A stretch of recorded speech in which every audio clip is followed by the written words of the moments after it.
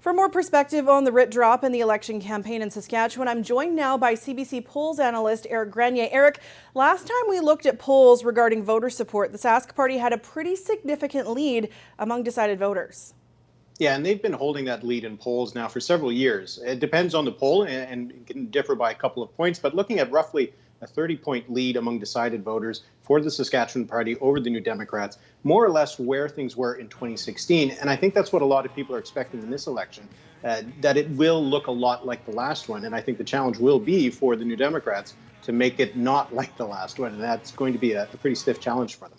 When a party has been in power for as long as the Saskatchewan Party has, what is the growth probability versus the loss risk? Well, for the Saskatchewan Party, for the last two elections, they've actually increased the number of seats that they've won.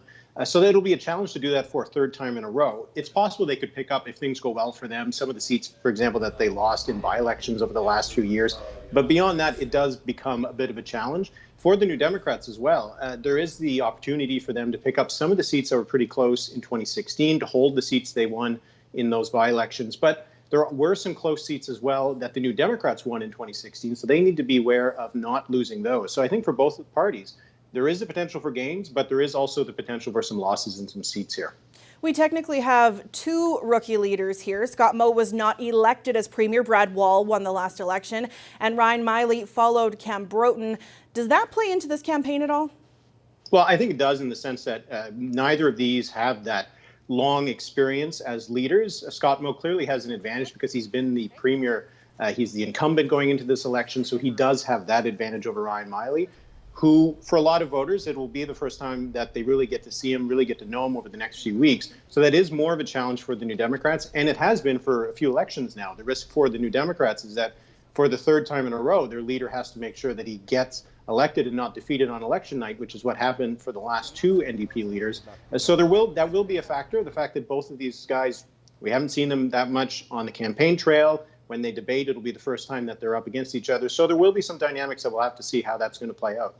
Things aren't as intense in Saskatchewan, but with the pandemic surging in other provinces, how do potential politicians get voters engaged with the election that might not be front of mind compared to the pandemic? Yeah, that's really, I think, one of the biggest challenges of this election campaign, is because the pandemic is still news, and it's still going to be news for the next 4 weeks. So that is going to be getting a lot of the focus. But also, because this might not be seen as an election where a lot is at stake, where there's a lot of uncertainty, usually when it's a close election, voters get that. They understand that this is a close election, that they need to go out and vote.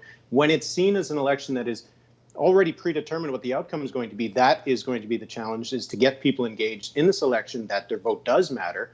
And that is, again, a challenge for the New Democrats. They need to make the case that this is not an election where the result is preordained, that if enough people go out to vote, that maybe there could be a different outcome. But I think that will be much more of a challenge, perhaps, than the pandemic itself, keeping people away from the polls. Thanks so much for this, Eric. Thank you. Eric Grenier is CBC's poll analyst. He joined us from Ottawa tonight.